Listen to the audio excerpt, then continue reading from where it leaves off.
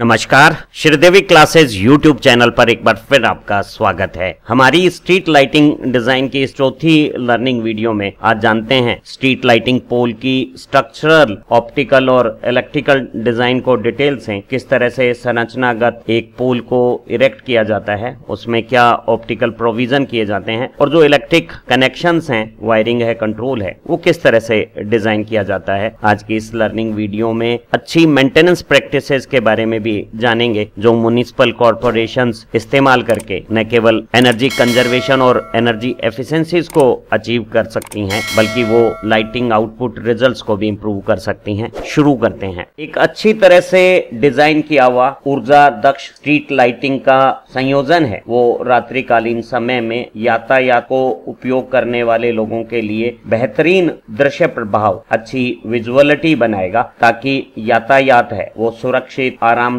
और तेज गति से संभव हो सके। साथ ही साथ एक एनर्जी एफिशिएंट लाइटिंग सिस्टम है वो लाइटिंग के लिए स्टैंडर्ड रिक्वायरमेंट कंडीशन जो रोड पर चाहिए उन्हें भी बनाएगा, साथ ही साथ जो ऊर्जा उपयोग है उसे घटाएगा और लागतों को सीमित रखेगा। वहीं जो कॉमर्शियल एरियाज में हम लाइटिंग करते हैं वो व्यवसायिक गतियों को बढ़ाएगी। एक अच्छी लाइटिंग संयोजन है वो किसी भी स्थान का सौंदर्य और उपयोगिता को बढ़ा सकती है और उसके सामुदायिक और दूसरे उपयोग बेहतरीन बना सकती है। सभी सड़क प्रकाशन की जो व्यवस्थाएं हैं उन्हें इस तरह से डिजाइन किया जाता है कि उनके पूरे जीवन काल में जो लागतें होती हैं, प्रारंभिक स्थापना की लागत और उन्हें चलाने में जो रखरखाव और बिजली के खर्चे हैं, उन्हें कुल मिलाने के बाद जो लाइफ साइकिल कॉस्ट होती है वो न्यूनतम होनी चाहिए। लेकिन साथ ही साथ जो हमारी प्रकाश संयोजन व्यवस्था है उसे सड़क पर जो अच्छे प्रकाश की आवश्यकताएं हैं उसके लिए जो मानक बनाए गए हैं उन मानकों को भी पूरा करना जरूरी है। भारतीय मानक संस्थान के अनुसार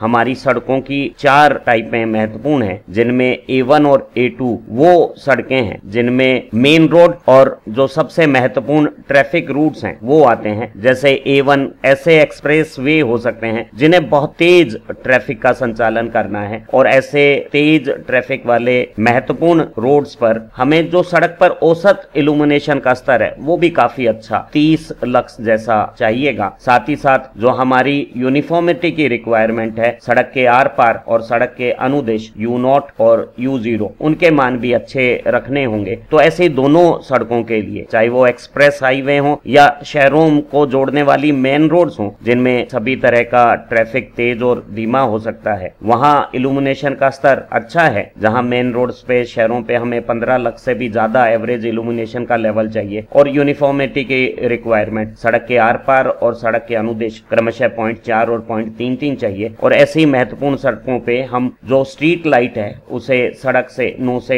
12 मीटर की माउंटिंग हाइट पर लगाते हैं। वहीं जो हमारी सेकेंडरी रोड्स हैं जिन पे ठीक ठाक ट्रैफिक है वहां 8 लक्स का लेवल और जहां कम ट्रैफिक है वहां 4 लक्स का लेवल हम कम इल्यूमिनेशन के साथ भी इस्तेमाल कर सकते हैं। और यहाँ यूनिफॉर्मिटी की रिक्वायरमेंट भी उतनी हाई नहीं है। सड़क के आर पार U0 यूनिफॉर्मिटी 0.3 और सड़क के अलोंग जो हमारी यूनिफॉर्मिटी U1 है वो 0.2 रखी जा सकती है। और ऐसी सेकेंडरी रोड पर हम स्ट्रीट लाइट को सड़क से 7.5 से 9 मीटर की माउंटिंग हाइट पे भी लगा सकते हैं। तो A1 और A2 सड़कें, चाहे वो फास्ट ट्रैफिक वाली एक्सप्रेस हाईवे हो या मिक्स ट्रैफिक वाली मेन रोड्स हो, हमें इल्यूमिनेशन का लेवल अच्छा एक्सप्रेस हाईवे पे 30 लक्स और मेन रोड्स पे 15 लक्स के आसपास चाहिएगा। वहीं सड़क के आर पार सड़क पर जो औसत इल्यूमिनेशन है और लाइट सोर्स से दूसरी तरफ ये जो मिनिमम इल्यूमिनेशन है, मिनिमम और औसत का अनुपात 0.4 मेंटेन करना जरूरी है। वहीं सड़क के अनुदेश ये जो मध्य रेखा है वहां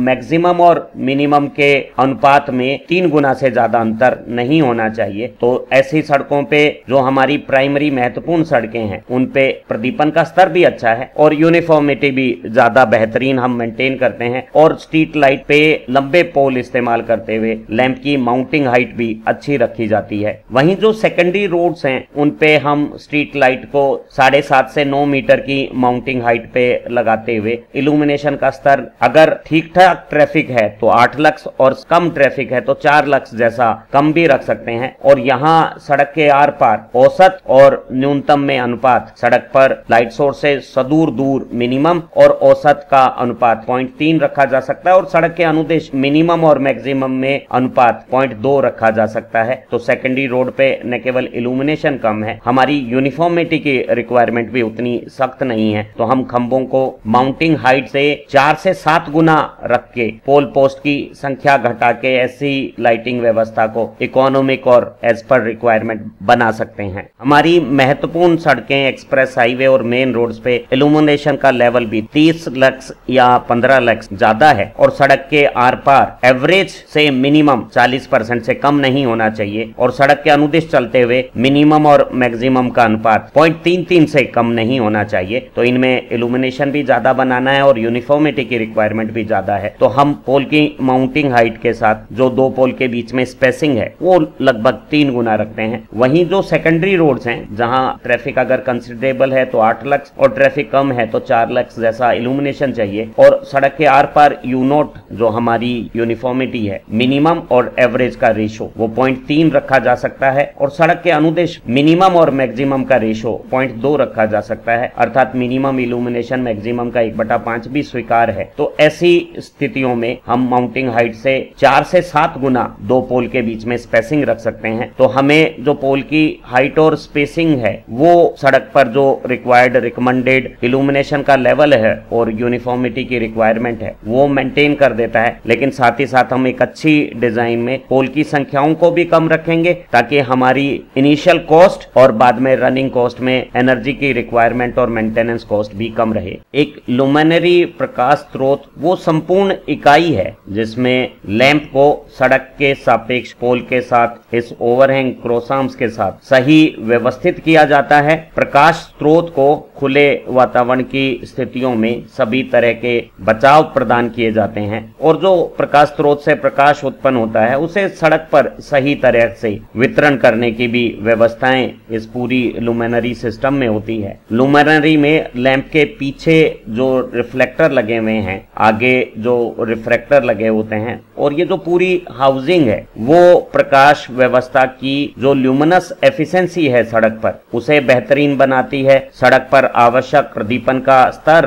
और समरूपता को प्रदान करती है। इसी लुमिनरी की मदद से हम फुल कट ऑफ जैसी लाइट पूरी तरह से वर्टिकल डाउनवर्ड डायरेक्शंस में बनाते हैं और साथ ही में ग्लेयर चौंध को भी कंट्रोल करते हैं और अनावश्यक वेस्टेज जो लाइट की स्पेल या पोल्यूशंस होते हैं उसे भी रोकते हैं। एक सड़क प्रकाशन व्यवस्था में जो हमारी डिजाइन है उसके 3 भाग हो सकते हैं। एक भाग स्ट्रक्चरल संरचनागत भाग है जिसमें लैंप पोस्ट का पोल और उसकी फाउंडेशन सम्मिलित है। एक दूसरा हिस्सा लैंप के लिए इलेक्ट्रिक सप्लाई सिस्टम्स बनाना हो गया है जिसमें लैंप, इलेक्ट्रिक वायरिंग का सर्विस कैबिनेट और सप्लाई है। साथ ही साथ एक तीसरा ऑप्टिकल सिस्टम है जो लैंप की लाइट को सही जगह पे डिस्ट्रीब्यूट करने का काम करेगा। पुरानी प्रैक्टिस में लैंप का जो 1/6 पार्ट है वो अंडरग्राउंड नीचे रख लिया जाता था और पोल के नीचे एक आरसीसी का लगभग 300 mm मोटाई का फाउंडेशन बनाकर ग्राउंड लेवल के मुंह पे लगभग आधा मीटर की गहराई में 1 मीटर व्यास की आरसीसी फाउंडेशन करके पोल को इरेक्ट किया जाता था। वहीं मॉडर्न प्रैक्टिस में स्टील रीइंफोर्समेंट के साथ कंक्रीटी करके फाउंडेशन का बेस बनाया जाता है जो ऊपर से थ्रेडेड नट रखता है जिसपे हम पोल की बेस प्लेट को बोल्ट और लॉक नट की मदद से कसकर पोल को इरेक्ट कर सकते हैं। तो इन दिनों आरसीसी की कंक्रीटिंग से फाउंडेशन बनाकर पोल की बेस प्लेट को फाउंडेशन पे टिका के कन्वीनियंट और फास्ट पोल इरेक्शन किए जा सकते हैं। जो स्ट्रीट लाइट के लिए पोल का इस्तेमाल किया जाता है वो पूरी स्ट्रीट लाइटिंग सिस्टम की सबसे अहम बैकबोन कड़ी है और हम स्ट्रीट लाइट के पोल को ऐसी डिजाइन के साथ बनाते हैं ताकि वो लुमिनरीज के सारे वेट जो ब्रैकेट्स और ओवरहैंग हम लाइट सोर्स को पोल के साथ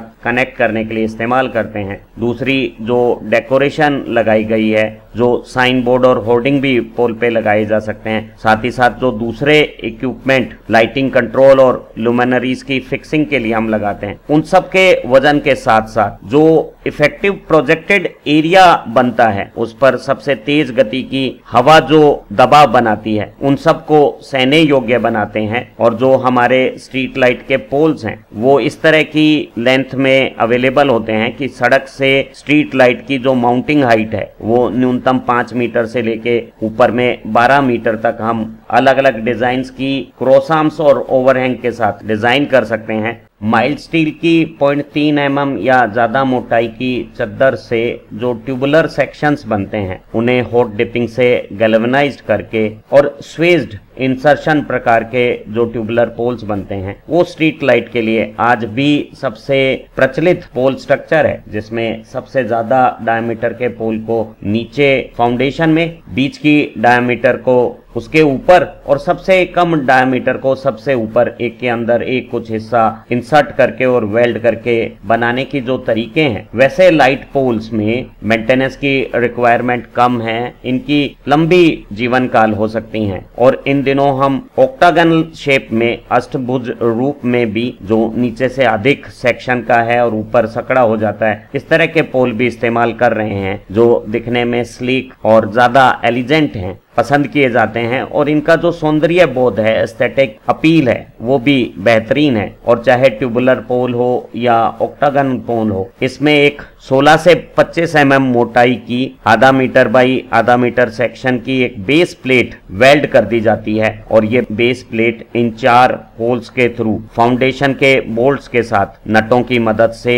कस के ऐसे पोल को स्ट्रीट लाइटिंग के लिए वर्टिकल सपोर्ट के रूप में इस्तेमाल कर सकते हैं। स्ट्रीट लाइट के सभी पोल्स को सड़क के साथ ऊर्ध्वाधर और सीधा लगाया जाता है, वो वर्टिकल और प्लम सेटिंग के साथ इस्तेमाल किए जाते हैं। सड़क के किनारों से पोल को सड़क का जो एज है, कर्व है, उससे 1 से 2 मीटर की दूरी पे रखना उचित रहेगा। जिन सड़कों पे ज्यादा तेज गतियां होती हैं वहां पोल को सड़क के किनारे से ज्यादा दूर रखना बेहतर होता है, लेकिन सभी पोल और उनकी लाइट फिटिंग को सड़क के नजदीक होना अच्छा रहता है ताकि हम सड़क पे लैंप को बदलना या मेंटेनेंस की जो दूसरी आवश्यकताएं हैं उन्हें करते समय हमें सुविधा रहे। सड़क के किनारे से पोल की जो ऊर्ध्वाधर लंबाई है उसकी दूरी को हम सेटबैक कहते हैं और ये सेटबैक 1 फुट 30 सेंटीमीटर या 300 मिलीमीटर मिनिमम हो सकता है। जिन सड़कों की चौड़ाई अधिक है, जिन पे यातायात की गति अधिक है, वहां ये सेटबैक 1 मीटर से 2 मीटर भी रखा जा सकता है। अधिक चौड़ी और तेज गति के यातायात के लिए सेटबैक को अधिक रखना अच्छा रहता है। पहले से डिजाइन तयशुदा हाइट के पोल पे एक क्रॉस आर्म ब्रैकेट के साथ लैंप को हॉरिजॉन्टली सड़क से डिजायर्ड माउंटिंग हाइट के साथ फिक्स किया जाता है। सड़क के किनारे से हमारा लैंप का जो सेंटर पोजीशन है वो कितना सड़क की तरफ अंदर आ गया है उसे हम ओवरहैंग कहते हैं और एक अच्छी डिजाइन में इस ओवरहैंग को माउंटिंग हाइट के 1/4 से कुछ कम रखते हैं ताकि सड़क के जो किनारे हैं वो यातायात पे इस स्ट्रीट लाइट की रोशनी में अच्छी तरह से देखे जा सकें, ताकि हमारा सड़क परिवहन है वो सुरक्षित, तेज और सुविधाजनक बनाया रखा जा सके। किसी भी हाल में ये ओवरहैंग माउंटिंग हाइट के 1/4 से ज्यादा नहीं होना चाहिए और ऐसी स्थिति में जो सड़क के किनारे हैं, दूसरे बाधाएं हैं और जो फुटपाथ्स हैं उन पर यातायात के उतरकर दुर्घटनाएं बनाने के कारण हो सकते हैं। रिक्वायर्ड सेटबैक के साथ जब हम पोल को इरेक्ट करते हैं और लैंप भी माउंट कर दिया जाता है तो ये जो सेंटर लाइन है नदीर वर्टिकल प्रोजेक्शन की और जो वर्टिकल पोल है उसके बीच की इस दूरी को हम आउटरीच कहते हैं और किसी स्ट्रीट लाइट डिजाइन में ये जो आउटरीच है वो आर्किटेक्चरल और एस्थेटिक जो सौंदर्य की हमारी रिक्वायरमेंट है उसके अनुसार डिजाइन की जाती है। स्ट्रीट लाइट की डिजाइन में 2 पोल के बीच में जो स्पेसिंग है वो डिस्टेंस है जो रोड की सेंटर लाइन पे 2 पोल की पोजीशन के बीच में हम मेजर करते हैं, जहां 2 एक के बाद एक लुमिनरीज की वर्टिकल नदीर का प्रकाश गिरता है और एक अच्छी लाइटिंग डिजाइन में जो माउंटिंग हाइट है उससे ये जो स्पेसिंग है वो 3 गुना या कुछ अधिक रखनी चाहिए ताकि हम लाइटिंग डिजाइन में इकोनॉमी भी मेंटेन कर सकें और साथ ही साथ सड़क पे लंबाई के अनुदेश जो लॉन्गिट्यूडनल यूनिफॉर्मिटी हमें चाहिए, जहां मैक्सिमम लाइट और दोनों पोल के बीच में जो मिनिमम लाइट है उसके रेशो को सड़क की रिक्वायरमेंट के अनुसार, जो महत्वपूर्ण सड़कें हैं उसमें मिनिमम और मैक्सिमम का रेशो 0.3 और जो सेकेंडरी रोड्स हैं उसमें मिनिमम और मैक्सिमम का रेशो 0.2 मेंटेन रखना जरूरी है। और अगर हम स्पेसिंग को बढ़ाते हैं तो नंबर ऑफ पोल कम होने से न केवल हमारी इनिशियल कॉस्ट में कमी होगी, बाद में मेंटेनेंस और इलेक्ट्रिसिटी कंजम्पशन की जो रनिंग कॉस्ट है कम लैंप पोस्ट होने के कारण वो भी कम हो जाएगी। भारत में जो सभी स्ट्रीट लाइट के पोल के ऊपर लैंप लगे हुए होते हैं उन्हें चलाने के लिए हमें सिंगल फेज 230 वोल्ट की 50 hertz AC power supply underground cable से देनी जरूरी होती हैं। और हम अंडरग्राउंड जो हमारी आर्मर्ड केबल का पावर सप्लाई सिस्टम है उसे अगर हम 3 फेज डिस्ट्रीब्यूशन यूज करते हैं तो जो सक्सेसिव पोल हैं उन्हें हम अलग अलग फेज पे डाल के 3 फेज डिस्ट्रीब्यूशन को बैलेंस भी कर सकते हैं। आमतौर पे हम जो इस तरह की आर्मर्ड अंडरग्राउंड केबल्स का इस्तेमाल करते हैं वो सिंगल फेज सप्लाई के लिए 2 कोर और 3 फेज सप्लाई के लिए तीनों फेज और न्यूट्रल के लिए साथ 4 कोर कॉपर की केबल हो सकती है। हम एल्युमिनियम की केबल भी इस्तेमाल कर सकते हैं और 415 वोल्ट के लिए हम पीवीसी के इंसुलेशन और पीवीसी की सीट के साथ वेदर प्रूफ कोटिंग की जो अंडरग्राउंड केबल्स लेते हैं इनमें मैकेनिकल प्रोटेक्शन के लिए स्टील की आर्मरिंग का भी इस्तेमाल किया जाता है। और जो कंडक्टर साइज हम अंडरग्राउंड केबल के लिए इस्तेमाल करते हैं वो मिनिमम 16 स्क्वायर mm का होना चाहिए, ताकि जो हमारी स्ट्रीट लाइट पे आखिरी स्ट्रीट पोल का जो लैंप है और जो हमारा पहला सर्विस का फीड पॉइंट है उन दोनों के बीच में जो वोल्टेज ड्रॉप है वो किसी भी हालत में 3% से ज्यादा ना रहे, ताकि हमारे सभी लैंप को निर्धारित रेटेड वोल्टेज के आसपास 230 वोल्ट की पावर सप्लाई मिलने पर उनकी परफॉर्मेंस और एफिशिएंसी बेहतर बनी रहेगी। जो हम इलेक्ट्रिक केबल के इनकमिंग और आउटगोइंग के लूप इन कनेक्शन करते हैं वो जो सर्विस कैबिनेट है वो हर हाल में बाहर वातावरण में बारिश से सुरक्षित weatherproof rain tight enclosure होना चाहिए, जिसमें दरवाजे के ऊपर हम एक अच्छी गास्केट से सीलिंग भी प्रोवाइड करते हैं ताकि बाहर की बारिश की रेन ड्रॉप्स अंदर टर्मिनल्स और हमारे दूसरे कंट्रोल इक्विपमेंट को प्रभावित ना करे। जो सड़क पर अलग अलग स्ट्रीट लाइट के पोल्स हैं उनकी लाइटिंग के लिए जो इलेक्ट्रिक सप्लाई सिस्टम है वो एक आइसोलेटर और ओवरलोड और शॉर्ट सर्किट प्रोटेक्शन के एमसीबी के बाद जो हमारी 3 फेज 4 कोर केबल है वो एक कॉन्टेक्टर कंट्रोल सर्किट से गुजरती है और इस कॉन्टेक्टर को हम मैनुअल और ऑटो दोनों मोड में संचालित कर सकते हैं। और जब हम इसे ऑटो मोड से संचालित करते हैं तो वो किसी टाइमर कंट्रोल व्यवस्था से निर्धारित टाइम पर इसे ऑन या ऑफ करने के सिग्नल कॉन्टेक्टर को देके सप्लाई को सर्किट से कनेक्ट कर सकता है। वहीं ये ऑटोमेटिक कंट्रोल हम किसी लाइट डिपेंडेंट रजिस्टर या फोटो सेल की मदद से भी दिन और रात की स्थितियों में अंतर करने के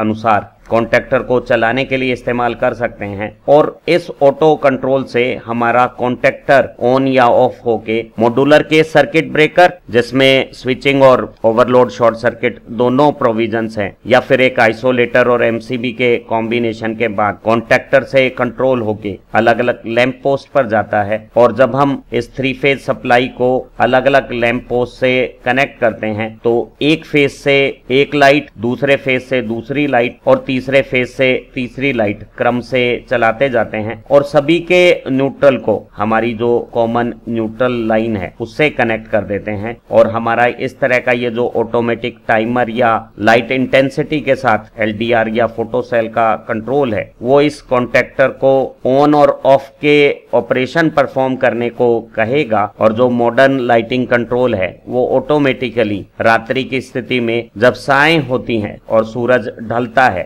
तो डस्क कंडीशंस के अप्रोच होने पे अपने आप स्ट्रीट की लाइटिंग को ऑन कर देता है और जब सुबह सूरज उगता है, डाउन होता है कंडीशंस, तो हमारी स्ट्रीट लाइट इसी कॉन्टेक्टर के ऑटोमेटिक कंट्रोल से टर्न ऑफ हो जाती है। जो हमारी 3 फेज सप्लाई है वो एक 4 कोर केबल से जब हम मेन डिस्ट्रीब्यूशन कंपनी से लाइटिंग कंट्रोल पैनल पर लेकर आते हैं तो न्यूट्रल को एक न्यूट्रल लिंक पे दे देते हैं और वहीं से सभी लाइटिंग सर्किट को न्यूट्रल अवेलेबल हो जाएगा। और इंडिविजुअल लैंप को भी जब हम फेज और न्यूट्रल के बीच में चलाएंगे तो न्यूट्रल उस न्यूट्रल लिंक के वायर से कनेक्शन प्राप्त कर लेगा, और जो तीनों फेज हैं वो एक आइसोलेटर में कंट्रोल के लिए मैनुअल ऑन और ऑफ के लिए कनेक्ट होकर एक कॉन्टेक्टर में दे दिए जाएंगे। और जो कॉन्टेक्टर का आउटपुट है वो अलग अलग लाइटिंग सर्किट्स को एमसीबी के थ्रू अवेलेबल हो जाएगा, और इस कॉन्टेक्टर को हम किसी टाइमर से दिन और रात की समय के अनुसार ऑन और ऑफ के लिए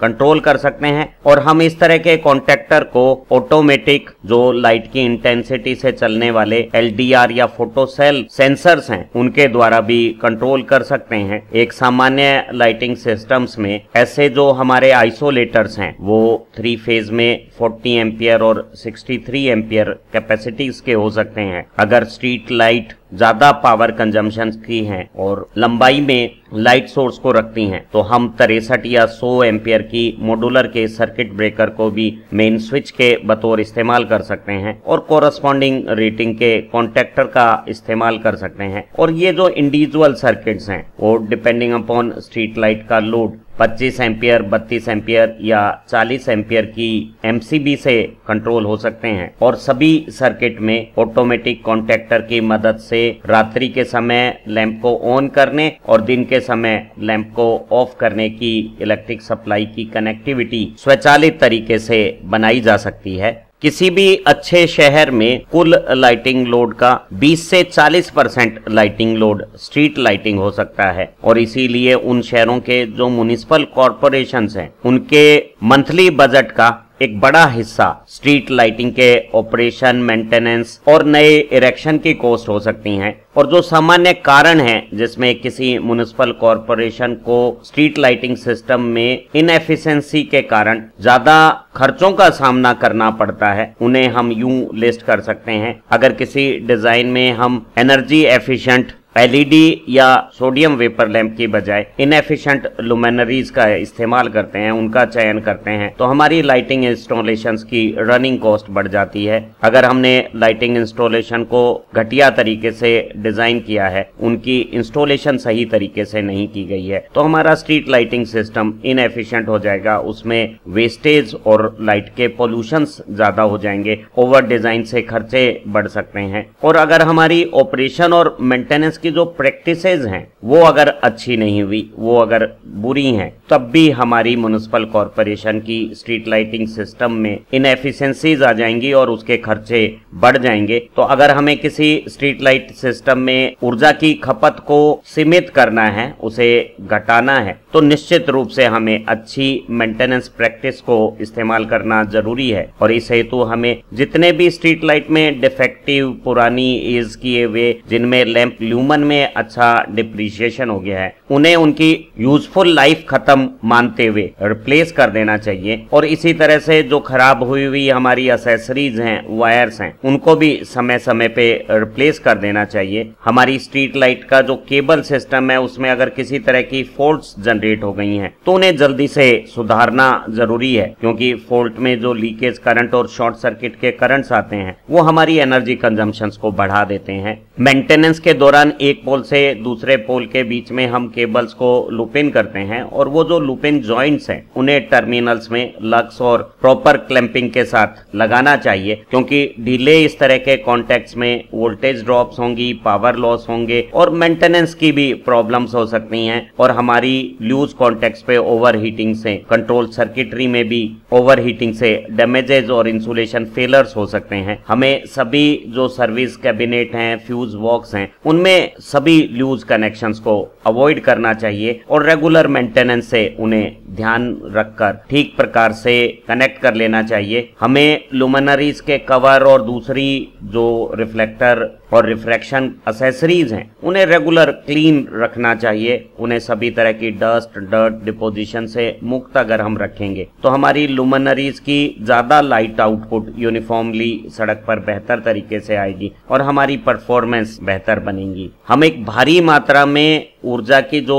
खपत हो रही है उसे घटा सकते हैं अगर हम सही तरह के इलेक्ट्रॉनिक या मैकेनिकल टाइमर्स का इंस्टॉलेशंस हमारी लाइट सर्विसेज में कंट्रोल कंट्रोल और ऑटोमेशन के लिए इस्तेमाल करें। इसी तरह से अगर हमें day light sensors automation control के लिए इस्तेमाल करने को मिल जाते हैं तो वो अपने आप लाइट को रात्रि काल में ऑन और दिन के समय में ऑफ करके हमारी काफी ऊर्जा खपत मात्रा को घटा सकता है। उम्मीद है आज की इस लर्निंग वीडियो से स्ट्रीट लाइटिंग के लिए जो हम पोल इस्तेमाल करते हैं उनकी स्ट्रक्चरल डिजाइन, पोल का मटेरियल, कंस्ट्रक्शन और फाउंडेशन किस तरह की होती है, ऑप्टिकल डिजाइन जो हमारी लुमिनरीज है उस पे रिफ्लेक्टर, रिफ्रैक्टर और लेंसेज किस तरह से इस्तेमाल किए जाते हैं, और जो इलेक्ट्रिक डिजाइन है, हमारा वायरिंग का कंट्रोल है, कनेक्शंस है, वो अच्छी तरह से समझ में आ गए होंगे। इसी प्लेलिस्ट की दूसरी लर्निंग वीडियो से आप स्ट्रीट लाइटिंग को ज्यादा बेहतर समझ सकते हैं और जो मेंटेनेंस प्रैक्टिसेस इस लर्निंग वीडियो में हमने बताई है उनका इस्तेमाल करके हम म्युनिसिपल इलेक्ट्रिसिटी बिल्स को भी कंट्रोल कर सकते हैं। अगर आपको ये लर्निंग वर्क पसंद आया है तो इसे अपने दोस्तों के साथ शेयर कीजिएगा और चैनल को सब्सक्राइब करते समय बेल आइकन भी प्रेस कीजिएगा ताकि हमारे सभी नए वर्क की जानकारियां आपको तत्काल प्राप्त हो सकें। आप अच्छा पढ़ें, तरक्की करें, इन्हीं कामनाओं के साथ फिर मिलते हैं। Thank you very much.